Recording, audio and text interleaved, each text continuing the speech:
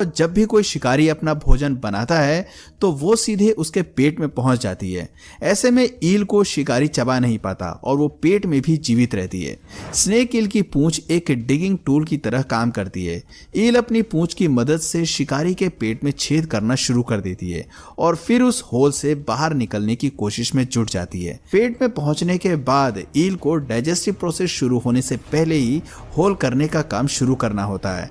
कई बार ईल किसी मछली या अन्य शिकारी जानवर के रिब केज वाले हिस्से में फंस जाती है, जहां से उसका बाहर निकल पाना मुश्किल हो जाता है और वो उस रिब केज वाले हिस्से में ही अपना दम तोड़ देती है।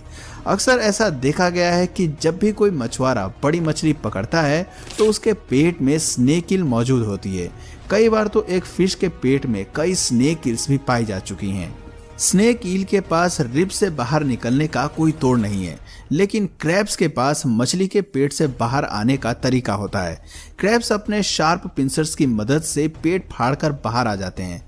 मछली की त्वचा या फिर रिब्स कितनी ही मोटी क्यों ना हो, केकड़े के चिमटों के आगे सब कुछ कमजोर नजर आता है।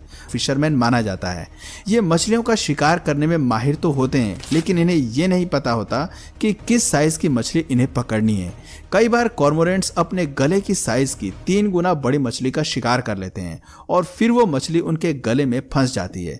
जानवरों के एक्सपर्ट्स और वेट्स ने कई बार कॉर्मोरेंट्स के गले में पड़ी हुई मछली को निकालकर उसका रेस्क्यू किया है। एक मछली असल में कॉर्मोरेंट्स के गले में जाकर अटक जाती है, जिससे थ्रॉट फटने लगता है।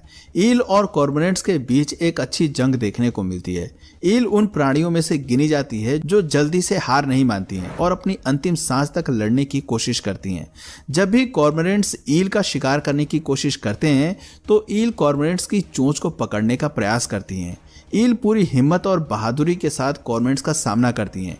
वो कॉर्मोरेंट्स की चोंच को इतना कसकर लपेटती हैं कि कॉर्मोरेंट्स के पास ईल से बचने का कोई रास्ता नहीं बच पाता। एक बार ईल और कॉर्मोरेंट्स की एक तस्वीर वायरल हुई थी, जिसमें ईल ने कॉर्मोरेंट्स को जकड़ा हुआ था। हालांकि इन दोनों ही जानवरों की मौत हो गई थी, लेकिन कई बार ईल खुद को बचाने में कामयाब भी हो जाती है। हवा में उड़ता कॉर्मोरेंट्स हार मान जाता है और ईल नीचे पानी में गिर जाता है।